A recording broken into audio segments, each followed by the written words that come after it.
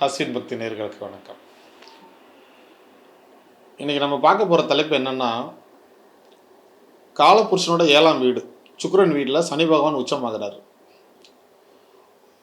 இப்போ சுக்கிரன் அப்படின்னாலே பார்த்தீங்கன்னா ஒரு சுபகாரியத்தை குறிக்கும். ஃபங்க்ஷன்னாலே சுக்கிரன் தான். ஏன் போய் சனி பகவான் அங்கே உச்சமாகணும் அப்படின்றத ஒரு ஜோதிட ரீதியான ஒரு விளக்கத்தை தான் இப்போ நம்ம பார்க்க போகிறோம். இந்த மாதிரி ஜோதிடம் சம்பந்தமான வீடியோக்கள் போடுறதுக்கும் சரி, என்னை உருவாக்கியதும் சரி, என்னுடைய ஆசான் ஐயா கோயில்பட்டி தங்கப்பாண்டியன் ஐயா பார்த்தீங்கன்னா நிறைய மெருகேற்றி கொடுத்துருக்காரு. அதே நேரத்தில் பார்த்தீங்கன்னா நிறைய விஷயங்களை கற்று எங்களை சிந்திக்க வச்சுருக்கார். என் மாணவர்கள் நிறைய பேர் இருக்கோம், எல்லா பேரும் நிறைய சிந்திக்க வச்சுருக்கார். இந்த நேரத்தில் கண்டிப்பாக அவரை மனதார வணங்கி அவருடைய ஆசையை நான் வாங்கிக்கிறேன். இப்போ பார்த்தீங்கன்னா துலாமில் சனி பகவான் உச்சம் மாறாருன்னு சொல்லிட்டோம். நம்ம இந்த துலாம்ன்றதான் பார்த்தீங்கன்னா திருமண வீடு. திருமண வீடு தான் துலாம். இங்கே பார்த்தீங்கன்னா ஒரு திருமணம் நடக்கும்போது பார்த்தீங்கன்னா அந்த திருமணத்தை நம்ம என்ன சொல்கிறோம், பெரியவர்கள் முன்னிலையில் தான் நம்ம நிச்சயித்து செய்கிறோம் அப்படின்றது சொல்லுவோம். சனி பகவான் தான் இருக்கிறதே வயசில் மூத்தவங்க பூரா பெரியவங்க பூராமே சனி பகவான் அதிகம்தான். அதனால் கண்டிப்பாக அவங்க முன்னிலையில் அந்த இடத்துல நம்ம செய்கிறோம்.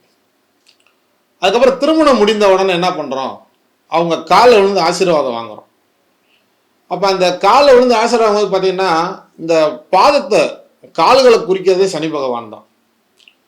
இந்த மாதிரி பார்த்தீங்கன்னா சனி பகவான் இங்கே ஆக்டிவேட் ஆகிட்டே இருப்பார். இந்த திருமணன்ற விஷயத்தில் எந்த ஒரு சுபகாரியமும் பெரியவங்க முடியல நடக்கிற அனைத்து சுபகாரியங்களுக்கும் ஆக்டிவேட் ஆகிட்டே இருப்பார் அந்த இடத்துல. சரி, இப்போ இதுக்கு பார்த்தீங்கன்னா இந்த சுக்கிரன் ஏற்கனவே நான் சொல்லியிருக்கேன், துலாம் தான் பெண் வீடு. பெண் வீடு இல்லை, பெண்ணு.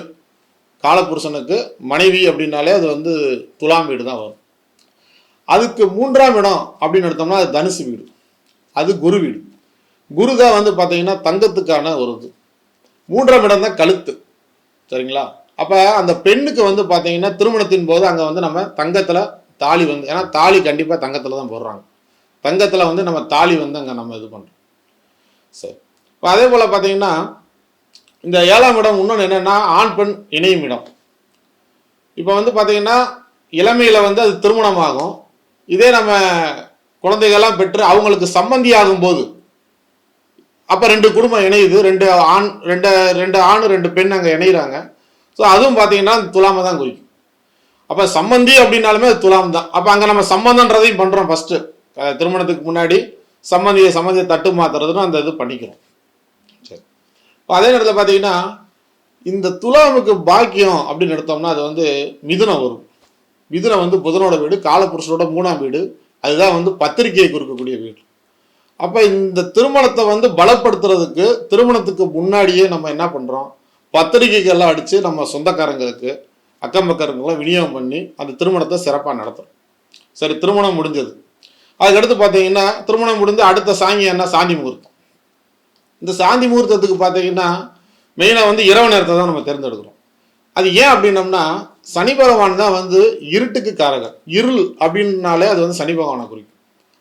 அப்போ பார்த்தீங்கன்னா அது பாருங்கள், அந்த காலபுருஷ தத்துவப்படி இந்த துலாம்ன்ற வீட்டை திருமணத்துக்கு பார்த்தீங்கன்னா இவ்வளோ விஷயங்கள் அங்கே கரெக்டாக இயங்கிட்டு இருக்கும்.